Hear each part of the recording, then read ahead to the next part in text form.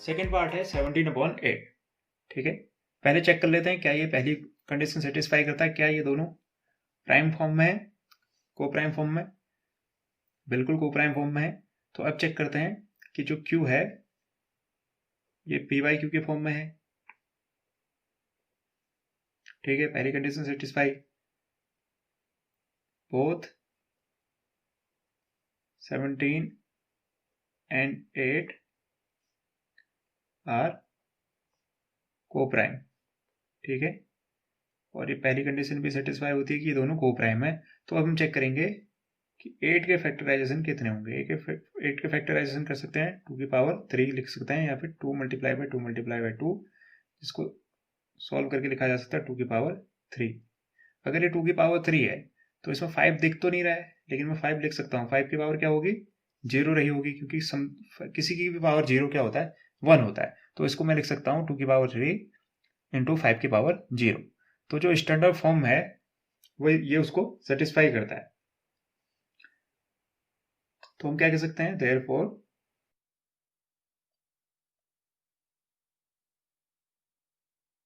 therefore 17/8 is a terminating decimal. तो जो इसका डेसिमल होगा वो क्या होगा, टर्मिनेटिंग होगा। क्यों होगा, क्योंकि जो ये जो है P/Q में जो Q वाला इंटीजर है वो क्या है, स्टैंडर्ड फॉर्म में। स्टैंडर्ड फॉर्म क्या है, 2 की पावर n इंटू 5 की पावर m, जहां n और m क्या होने चाहिए, आपके नॉन नेगेटिव इंटीजर होने चाहिए। थर्ड पार्ट है आपका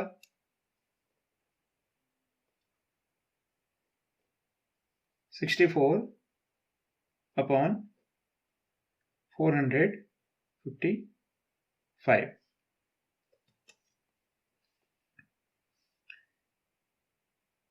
तो हम क्या करेंगे, इनके प्राइम फैक्टराइजेशन कर लेते हैं।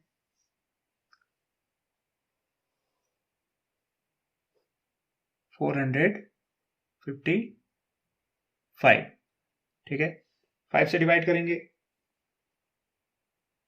5 9 जा 45, 5 1 जा 5। ठीक है, फिर ही जाएगा 7 से, 7 1 जा 7, 2 बचा, 7 3 जा 21, 13 एक प्राइम नंबर है, 13 1 जा 13। क्या ये दोनों पहली कंडीशन सेटिस्फाई करते हैं, बिल्कुल, ये दोनों को प्राइम फॉर्म में है। तो साथ ही साथ since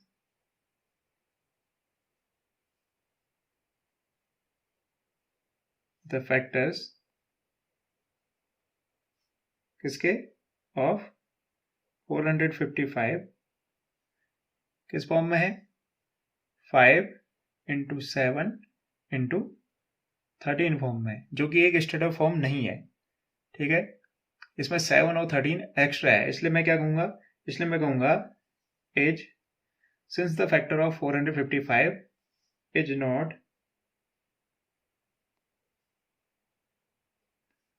in the form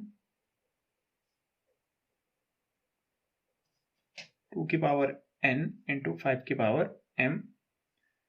so क्या कह सकते हैं हम, इसलिए 64/455 is non terminating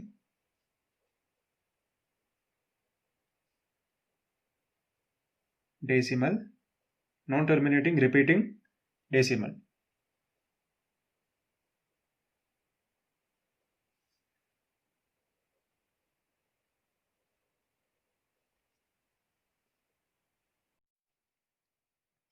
fourth part है 15/1600। ठीक है, पहली कंडीशन क्या सेटिस्फाई होती है, दोनों नंबर क्या को प्राइम है, दोनों नंबर में को प्राइम नहीं है। तो पहले हम इनको क्या कर लेते हैं, को प्राइम बना लेते हैं। इसको क्या लिखा जा सकता है, 3 इंटू 5 अपॉन, इसको क्या लिख सकता हूं मैं,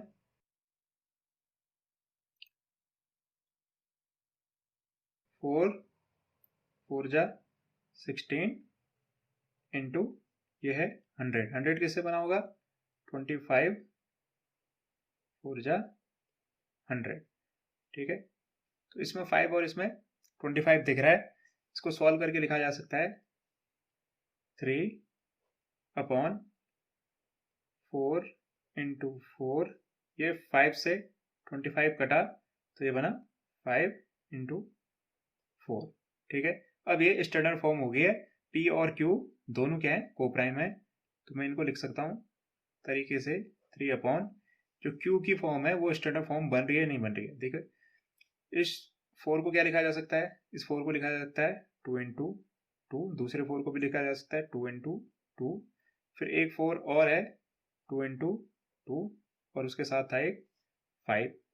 ठीक है, तो मैं क्या देख रहा हूँ, मैं ये देख रहा हूँ कि 1600 को क्या लिखा जा सकता है, 2 की पावर 1 2 3 4 5 6 इंटू 5 की पावर कुछ नहीं है, तो इसका मतलब 1 है।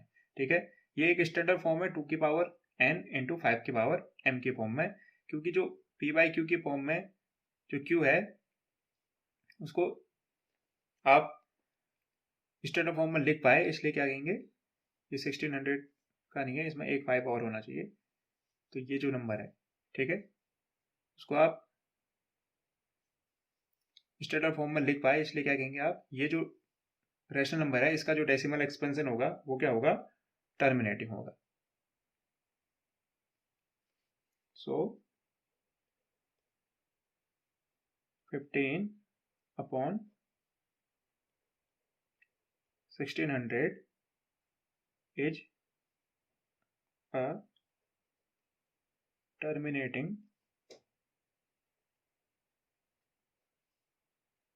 डेसिमल। देखिए को प्राइम बनाना कंपलसरी बहुत जरूरी है, क्योंकि अगर आप को प्राइम नहीं बनाएंगे तो हो सकता है वो ऐसा लगे आपको देखने में क्या दिखा रहा है, आपको टर्मिनेटिंग डेसिमल दिखा रहा है, लेकिन हो सकता है वो टर्मिनेटिंग डेसिमल ना हो। ठीक है, तो आपको पहले उसको को प्राइम फॉर्म में कन्वर्ट करना जरूरी है।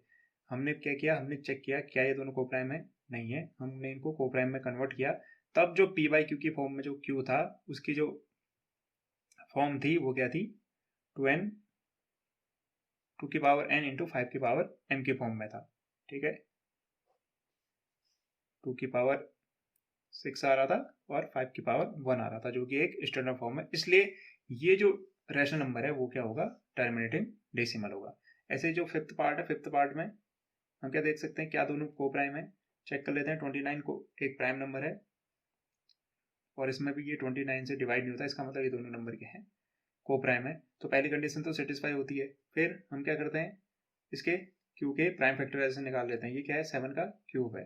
ठीक है, तो मैं क्या लिख सकता हूँ सीधे सीधे, सिंस द फैक्टर्स ऑफ किसके, क्यू की जगह पे क्या है 343 इज इक्वल टू 7 की पावर 3, क्योंकि 7 की पावर 3 होता है, इसलिए is not in the form of, ये जो स्टैंडर्ड फॉर्म है उस फॉर्म में नहीं है, क्योंकि इसमें 7 आ गया और नहीं 2 है नहीं 5 है। ठीक है, ये 7 एक्स्ट्रा होने की वजह से ये जो है स्टैंडर्ड फॉर्म में नहीं है, एक टर्मिनेटिंग डेसिमल होने के, तो इसका मतलब क्या होगा, ये नॉन टर्मिनेटिंग रिपीटिंग डेसिमल होगा। ठीक है, इन द फॉर्म ऑफ 2 की पावर n इंटू 5 की पावर m। सो तो हम क्या कह सकते हैं, सो 29/343 इज नॉन टर्मिनेटिंग